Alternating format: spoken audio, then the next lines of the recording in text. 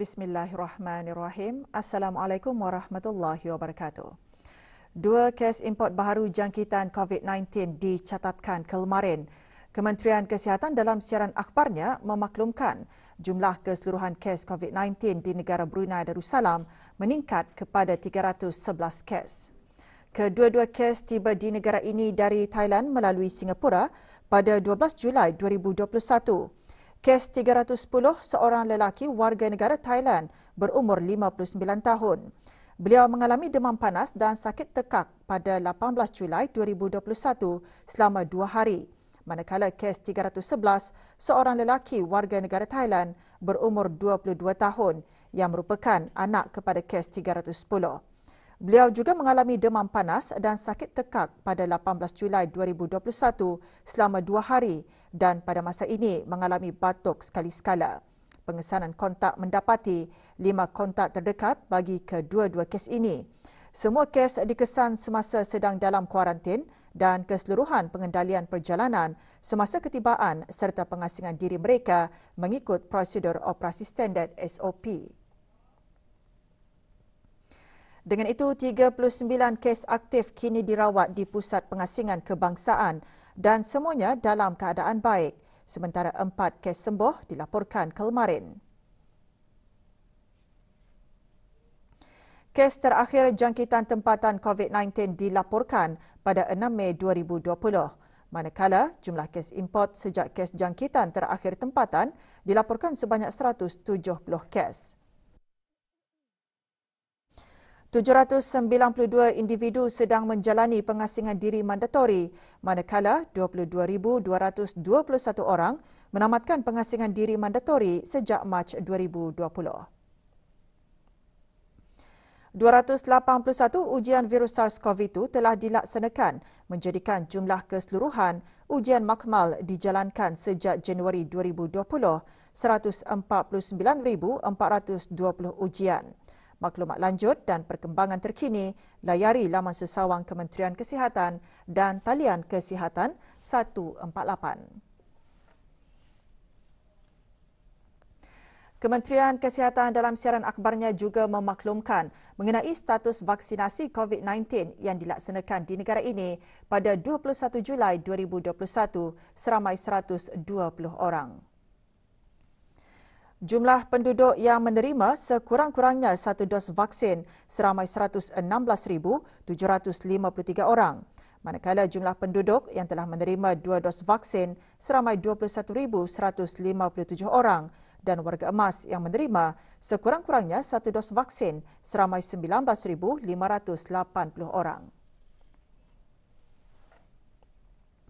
Majlis Ramah Mesra bersama rakyat dan penduduk daerah Tutong sempena sambutan perayaan ulang tahun Hari Keputeraan ke Bawah Duli Yang Maha Mulia Paduka Seri Baginda Sultan dan Yang di-Pertuan Negara Brunei Darussalam ke-75 akan diadakan Ahad ini bermula pukul 8.30 pagi di Padang Kompleks Dewan Kemasyarakatan Daerah Tutong. Bagi memastikan majlis berkenaan berjalan dengan lancar dan sempurna, kemarin diadakan latihan penuh bagi majlis tersebut. Menyaksikan latihan yang berhormat Pihin Orang Kaya Seri Kerna, Datuk Seri Setia Dr. Haji Awang Abu Bakar bin Haji Apong, Menteri Hal Ehwal Dalam Negeri, selaku pengerusi Jawatan Kuasa Kebangsaan, sambutan perayaan ulang tahun Hari Keputeraan ke Bawah Duli Yang Maha Mulia ke-75. Seramai 275 peserta mengambil bahagian dalam persembahan khas bertemakan Raja Terbilang Negara Cemerlang.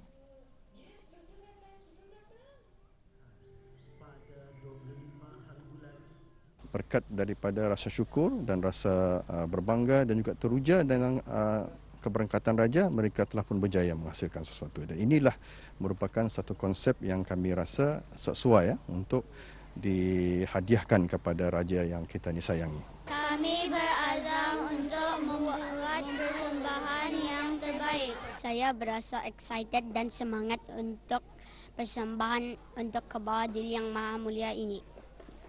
Dan saya telah bersedia untuk membuat persembahan ini. Saya berasa gembira dan bangga kerana dapat membuat persembahan tahun ini. Atas rasa happy membuat persembahan hari ini. Dan saya berasa sangat bersyukur untuk membuat persembahan yang terbaik untuk ke bawah Duli Yang Maha Mulia. Para jemputan yang akan menghadiri majlis ini perlu mematuhi garis panduan Kementerian Kesihatan, protokol-protokol keselamatan dan prosedur operasi standard SOP bagi membendung penularan wabak COVID-19.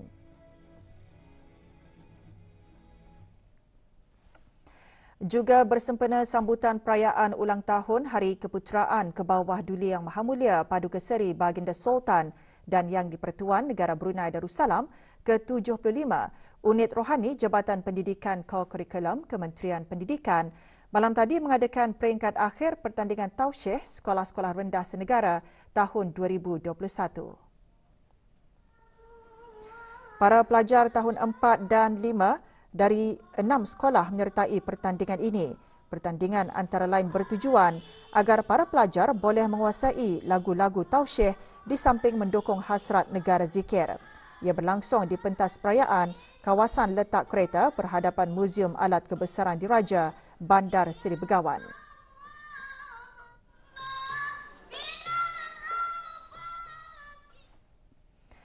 Ibadah korban merupakan salah satu amalan yang sangat dituntut oleh agama Islam. Kemarin, beberapa buah kementerian dan pihak mengadakan majlis seumpamanya. Jawatankuasa Takmir Masjid Suri Seri Begawan, Raja Pengiran Anak Damit, Kampung Manggis Madang, menganjurkan pengagihan daging korban kepada asnaf fakir miskin dan anak yatim. Pengagihan daging korban disempurnakan oleh Yang Berhormat Pihin Orang Kaya Seri Kerna Datuk Seri Setia Dr. Haji Awang Abu Bakar bin Haji Apong, Menteri Hal Ehwal Dalam Negeri, selaku penasihat Jawatankuasa Takmir Masjid berkenaan. Pada tahun ini, 10 ekor kerbau dikorbankan.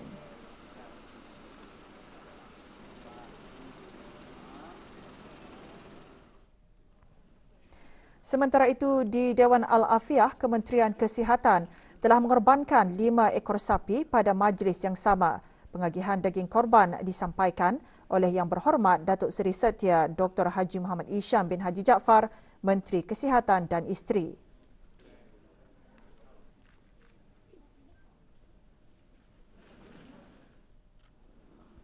Juga mengadakan majlis yang sama Jabatan Perdana Menteri dan jabatan-jabatan di bawahnya. Pengagihan daging korban disempurnakan oleh Yang Berhormat Datuk Seri Setia Haji Awang Abdul Mukti bin Haji Muhammad Daud, Menteri di Jabatan Perdana Menteri, dan Yang Berhormat Datuk Seri Setia Dr. Awang Haji Muhammad Amin Liu bin Abdullah, Menteri di Jabatan Perdana Menteri dan Menteri Kewangan dan Ekonomi kedua. 4 ekor lembu dikorbankan.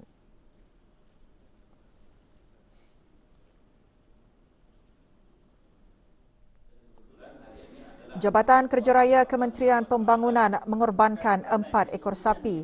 Hadir Yang Berhormat Datuk Seri Setia Jurutera Awang Haji Suhaimi bin Haji Ghaffar, Menteri Pembangunan. Juga hadir Datuk Seri Paduka Arkitek Awang Haji Marzuki bin Haji Mohsen, Timbalan Menteri Pembangunan.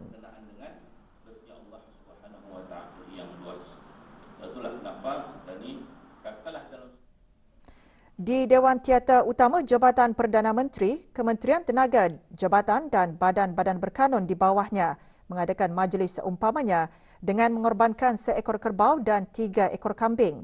Pengagihan daging korban disempurnakan oleh Yang Berhormat Datuk Seri Setia Dr. Awang Haji Matsuni bin Haji Muhammad Hussein, Menteri Tenaga.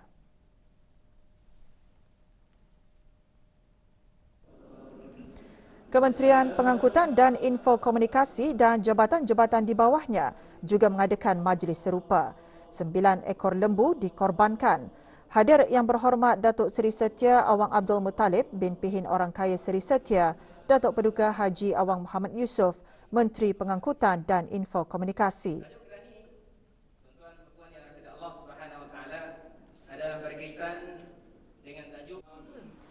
Pusat Kegiatan Warga Emas Daerah Brunei dan Muara mengorbankan 2 ekor kerbau.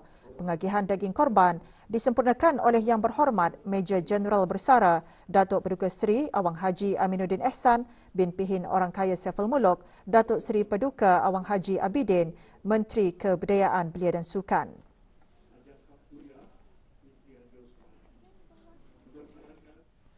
Majlis Ibadah Korban dan Akikah juga diungkayahkan oleh pelbagai pihak di negara ini.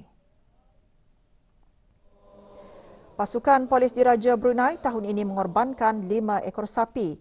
Pengagihan daging korban disempurnakan oleh Datuk Paduka Seri Haji Awang Muhammad Irwan bin Haji Hambali, Pesuruhjaya Pasukan Polis Diraja Brunei. Majlis diadakan di Surau Ibu Pejabat pasukan berkenaan. Jawatan Kuasa Takmir Masjid Kampung Kasat dengan kerjasama Majlis Perundingan Kampung Kasat pula mengorbankan 6 ekor lembu tahun ini. Pengagihan daging korban disempurnakan oleh Datuk Seri Setia Dr. Haji Japar bin Haji Mat Dain alias Maidin, Timbalan Mufti Kerajaan selaku penasihat Takmir Masjid berkenaan.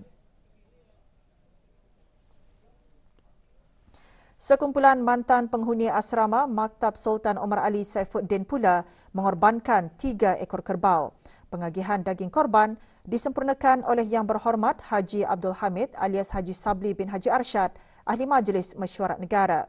Majlis yang diadakan di Masjid Utama Muhammad Saleh, Pekan Bangar.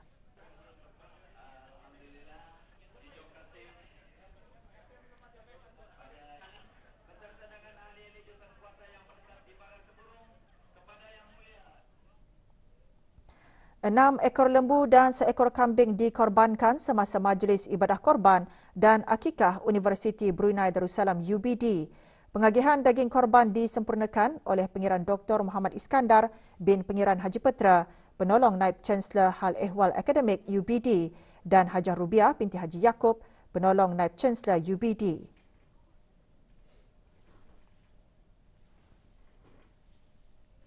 Tiga ekor sapi dan 2 ekor kambing telah dikorbankan oleh Kolej Universiti Perguruan Ugama Seri Begawan Kupu SB. Pengagihan daging korban disempurnakan oleh Dr. Haji Adnan bin Haji Basar, Rais Kupu SB. Masjid Pengiran Muda Abdul Matin Kampung Mulaud mengorbankan 4 ekor kerbau. Pengagihan daging korban disempurnakan oleh Awang Misli bin Haji Abdul Karim, Pegawai Daerah Brunei dan Muara.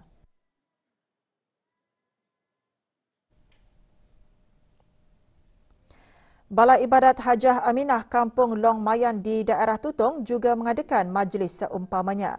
4 ekor kerbau dikorbankan semasa majlis tersebut. Majlis Perundingan Kampung Sungai Teraban Mukim Kuala Belait dan Ahli Jawatankuasa Takmir Masjid Kampung Sungai Teraban Kuala Belait mengorbankan seekor lembu. Majlis diadakan di Balai Raya Sungai Teraban.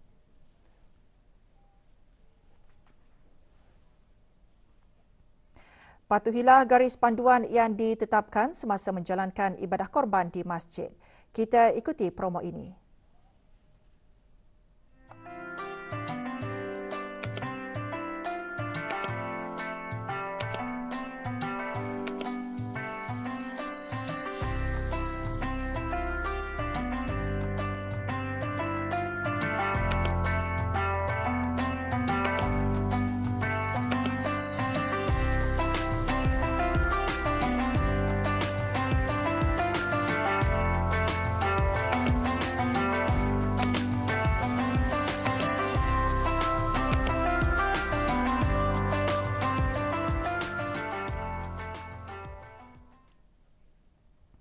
Lebih 100 pohon pokok ditanam sempena Jubli Emas Kemerdekaan Bangladesh. Penanaman pokok itu juga sebagai sebahagian daripada usaha mengurangkan gas karbon di negara ini sejajar dengan dasar perubahan iklim kebangsaan negara Brunei Darussalam.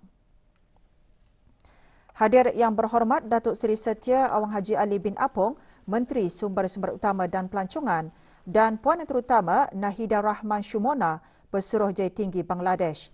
Acara diadakan di Taman Riadah, Jalan Pusat Persidangan, Anjuran Suruhanjaya Tinggi Bangladesh di negara ini dengan kerjasama Jabatan Perhutanan.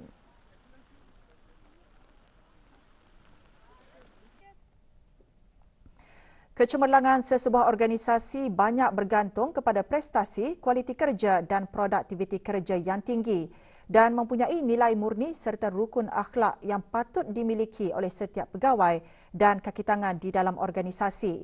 mana-mana organisasi yang dianggotai oleh pegawai dan kaki tangan yang mempunyai rasa tanggungjawab yang tinggi, rajin dan berdedikasi dan dapat berfungsi sebagai satu pasukan pasti akan dapat melaksanakan segala tugasan yang diamanahkan dengan baik, cepat, cekap dan memenuhi dan mencapai citarasa, kehendak dan kemahuan pelanggan. Menteri Pembangunan menyeru para pegawai yang baru berkhidmat agar sentiasa tekun dan komited dengan tugasan masing-masing dengan memberikan mutu perkhidmatan yang terbaik dan berkualiti. Yang berhormat Datuk Seri Setia Jurutera Awang Haji Suhaimi bin Haji Ghaffar menyatakan perkara itu semasa majlis penyampaian sijil kursus induksi bagi pegawai-pegawai dalam bahagian 2 yang baru berkhidmat di Kementerian Pembangunan dan jabatan-jabatan di bawahnya. Sebagai jentera perkhidmatan awam juga, kita ini tidak seharusnya mempunyai sikap yang komplasen ataupun merasa puas hati dengan apa yang telah dicapai. Habis kita semua haruslah berfikiran yang positif dan proaktif di samping bersikap adaptif dan responsif terhadap perubahan termasuk perkembangan dan kemajuan teknologi yang pesat yang dibawa oleh revolusi industri 4.0. Revolusi industri 4.0 ini bukan saja sebagai satu cabaran untuk kita ni, akan tetapi juga peluang untuk kita ni terokai dan manfaatkan sepenuhnya ke arah memastikan kemakmuran dan pembangunan negara yang mampan. Pada majlis ini, 59 orang pegawai bahagian 2 yang baru berkhidmat menerima sijil masing-masing setelah menamatkan kursus induksi selama 7 hari. Juga hadir Datuk Seri Paduka Arkitek Awang Haji Marzuki bin Haji Mohsin, Timbalan Menteri Pembangunan.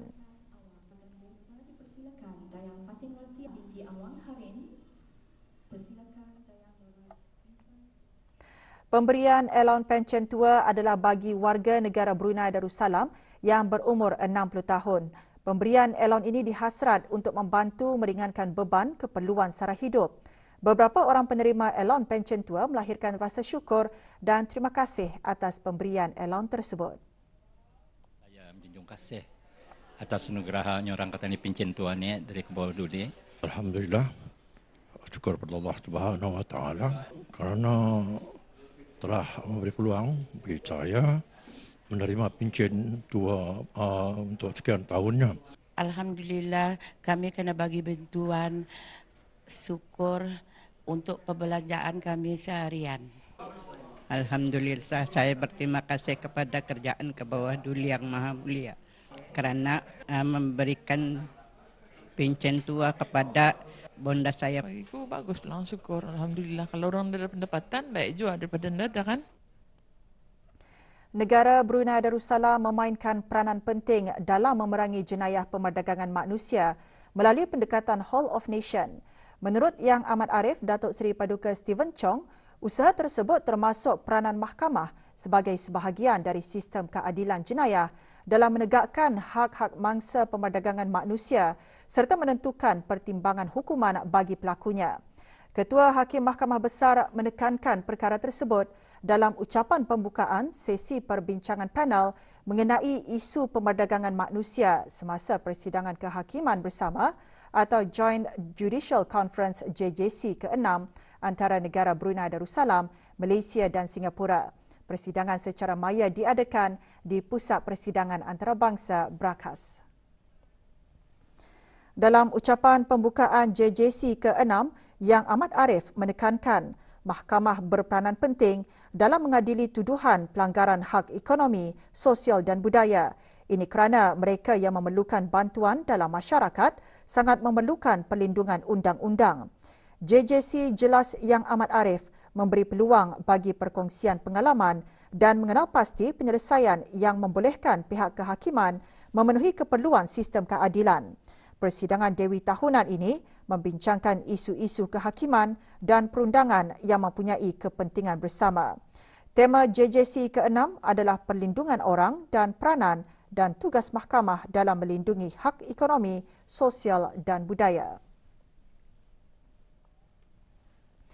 Jabatan Perkhidmatan Awam Jabatan Perdana Menteri memaklumkan bahawa Kebawah Duli Yang Maha Mulia Paduka Seri Baginda Sultan dan Yang di-Pertuan Negara Brunei Darussalam telah memperkenankan bagi Yang Mulia Awang Haji Syaharuddin Khairul bin Haji Anwar, Timbalan Pengarah Alam Sekitar, Taman dan Rekreasi di Jabatan Alam Sekitar, Taman dan Rekreasi, dinaikkan pangkat sebagai Pengarah Kemajuan Perumahan di Jabatan Kemajuan Perumahan Kementerian Pembangunan mulai 3 Julai 2021.